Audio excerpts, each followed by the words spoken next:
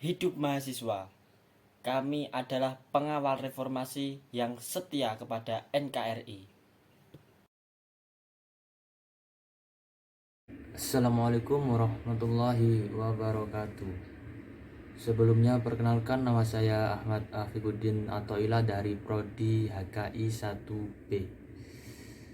Saat ini saya menampilkan video mengenai sungai yang ada di sekitar tempat tinggal saya yang masih terjaga kebersihannya. Bisa dilihat dalam video ini menampilkan sungai yang masih terjaga kebersihannya. Tidak ada sampah seperti sampah plastik, sampah botol maupun sampah yang lain di sungai ini. Sungai ini biasanya dipakai untuk mengairi sawah yang ada di sekitar sungai-sungai tersebut. Selain bermanfaat untuk mengairi sawah, sungai ini juga menjadi tempat bagi para warga untuk mencari ikan dengan cara memancing maupun menebar jaring. Bagi masyarakat sekitar, sungai ini juga berfungsi untuk mencegah terjadinya banjir. Kondisi sungai dalam keadaan terawat tentunya dapat mengurangi risiko banjir pada suatu daerah. Oleh karena itu, kita sebagai mahasiswa yang memiliki sikap kewarganegaraan yang baik harus menjaga kondisi sungai dalam rangka mencegah terjadinya suatu banjir.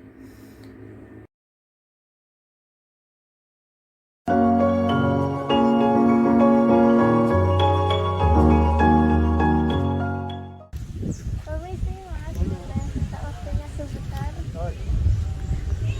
Ini ada aksi mahasiswa dari kampus UIN Sunan Ampel Surabaya. Ingin mewawancarai tentang kebersihan sungai. Yaitu menurut Anda seberapa pentingkah kebersihan sungai tersebut? Oh, dulu penting dulu, soalnya kan belum ada PDAM dulu. Jadi ya apa-apa kita di sungai, mandi kita di sungai, kemudian mata pencaharian juga di sungai dulu, Mas, nyari ikan. Kemudian ya cuci baju bahkan di sungai. Jadi ya penting banget dulu. Jadi untuk manfaatnya juga sebagai kebutuhan sehari-hari. Kebutuhan sehari-hari. Baik, terima kasih. Ya. Seperti yang telah disampaikan oleh salah satu warga bahwa kebersihan sungai sangatlah penting bagi masyarakat karena banyak sekali fungsi yang dapat kita ambil, terutama sebagai penampung dan pengaliran air hujan. Hal tersebut juga menjadi salah satu tujuan bagi masyarakat untuk tetap menjaga dan melestarikan sungai. Perlindungan dan pengolahan lingkungan hidup atau bisa disebut juga dengan PPLH menurut Undang-Undang Nomor 32 Tahun 2009 Pasal 1 Ayat 2 adalah upaya sistematis dan terpadu untuk melindungi dan melestarikan fungsi lingkungan hidup serta mencegah terjadinya pencemaran dan atau kerusakan lingkungan hidup yang meliputi perencanaan, pemanfaatan, pengendalian, pemeliharaan, penguasaan, dan penegakan hukum. Larangan tersebut diikuti dengan sanksi yang tegas dan jelas, tercantum pada bab 15 tentang ketentuan pidana pasal 97 sampai 123. Kebersihan lingkungan adalah kebutuhan kita dan kenyamanan kita untuk hidup. Maka dari itu, kita sebagai warga negara harus sadar akan hak dan kewajiban dalam menjaga kebersihan lingkungan. Dari video di atas, sangatlah tidak patut ditiru perilaku masyarakat yang membuang sampah sembarangan di sungai karena sampah merupakan masalah di setiap negara, baik negara maju maupun di negara berkembang, karena dampak membuang sampah sembarangan akan merusak pemandangan, mendatangkan bau yang tidak sedap, berdatangan banjir level rendah sampai yang level tinggi, mendatangkan berbagai penyakit dan dapat juga mencemari lingkungan. Karena membuang sampah dapat menurunkan perilaku dari toleransi masyarakat terhadap lingkungan sekitar untuk menjaga lingkungan sekitar. Maka dari itu mulai sekarang marilah kita membiasakan diri untuk tidak membuang sampah.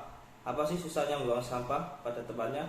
Hanya mengantongi sampah saja, membawa tong sampah itu mudah banget dan memberikan pengaruh efek kebaikan yang besar. Maka dari itu dari sekarang mulailah kita membuang sampah pada tempatnya dan jangan sampai mencontoh perilaku video dari di atas tersebut karena dapat mencemari lingkungan di sungai dan ekosistem yang lain. Pengendalian sampah yang paling sederhana dan efektif adalah dengan menumbuhkan kesadaran dari dalam diri sendiri untuk tidak merusak lingkungan dengan sampah. Mulai tanamkan niat bahwa kita memang bisa membuang sampah pada tempatnya. Mungkin dari pernyataan tersebut ada reaksi.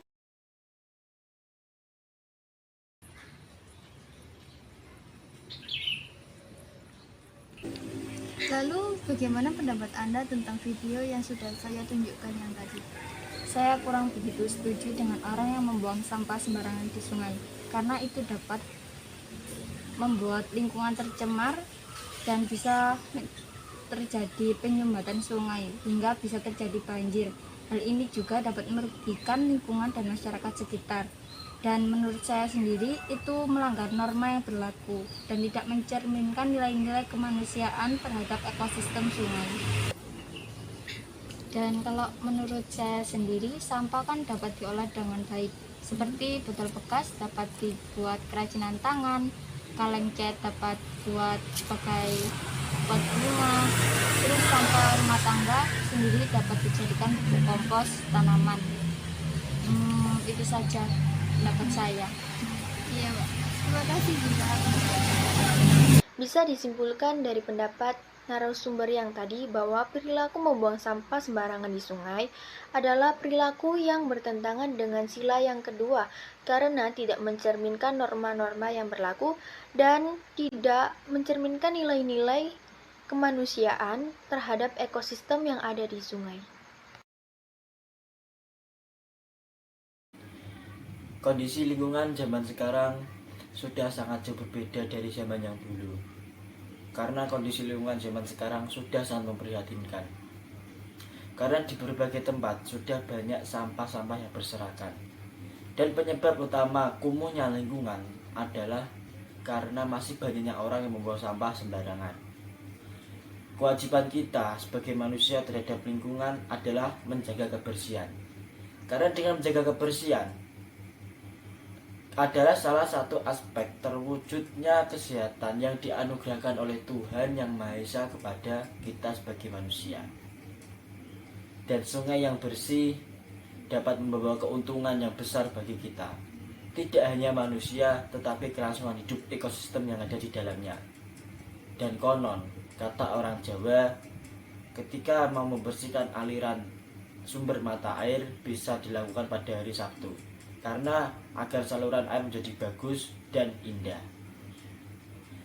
Banyaknya sampah-sampah yang menumpuk di sungai menjadi penyebab penyumbatan saluran air. Seperti contohnya daun-daun pohon, ranting-ranting pohon, baju-baju dan karung-karung bekas, dan terutamanya adalah sampah plastik. Dan akibat sampah tersebut yang menumpuk di sungai menjadikan lingkungan menjadi kotor dan kumuh. Kita sebagai manusia bisa menjaga kebersihan lingkungan, bisa dimulai dari diri kita sendiri dengan membuang sampah pada tempatnya, dan walaupun itu hal yang kecil tapi bisa menjadi suri tauladan yang baik.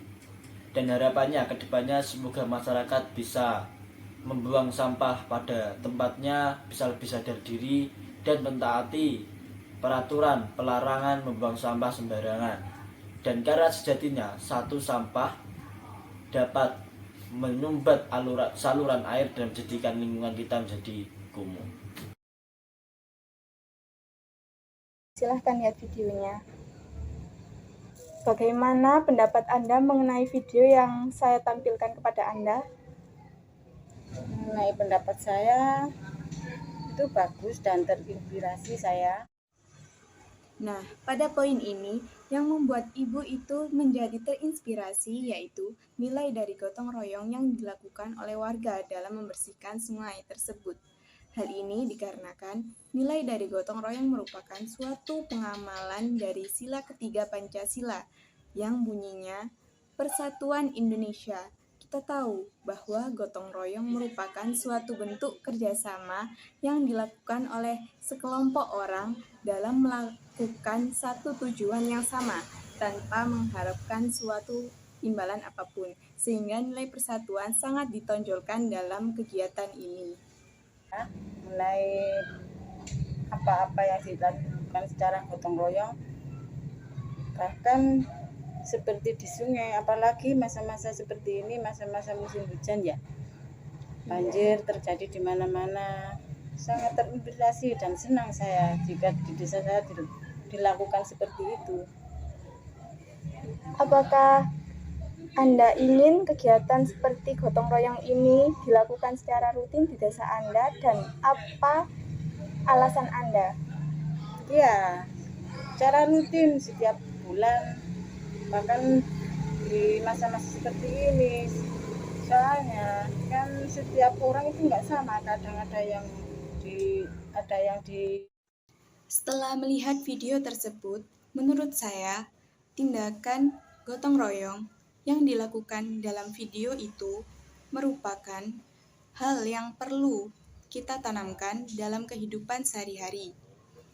Hal ini karena bentuk kerjasama yang dilakukan dalam gotong royong tersebut merupakan contoh penerapan Pancasila sila ketiga, yakni Persatuan Indonesia. Upaya penanaman nilai dari sila ketiga dapat kita mulai dari diri kita sendiri. Hal ini seperti yang saya lakukan dalam video ini, yakni bekerja sama dalam menyelesaikan pekerjaan di rumah, sehingga yang kita lakukan terasa ringan dan cepat untuk bisa diselesaikan. Mahasiswa UINSA siap mengikuti perkuliahan offline dan online. Mahasiswa UIN Sunan Ampel Surabaya siap mengikuti perkuliahan offline maupun online. Mahasiswa UIN Sunan Ampel Surabaya siap mengikuti perkuliahan offline dan online. Kami mahasiswa UINSA, Prodi Hukum Keluarga Islam, siap mengikuti perkuliahan online dan offline. Kami dari mahasiswa UINSA dari Prodi HKI siap melakukan. Saya mahasiswa UIN Sunan Ampel Surabaya, Prodi Hukum Keluarga Islam, siap menghadapi perkuliahan online maupun offline. Terima kasih.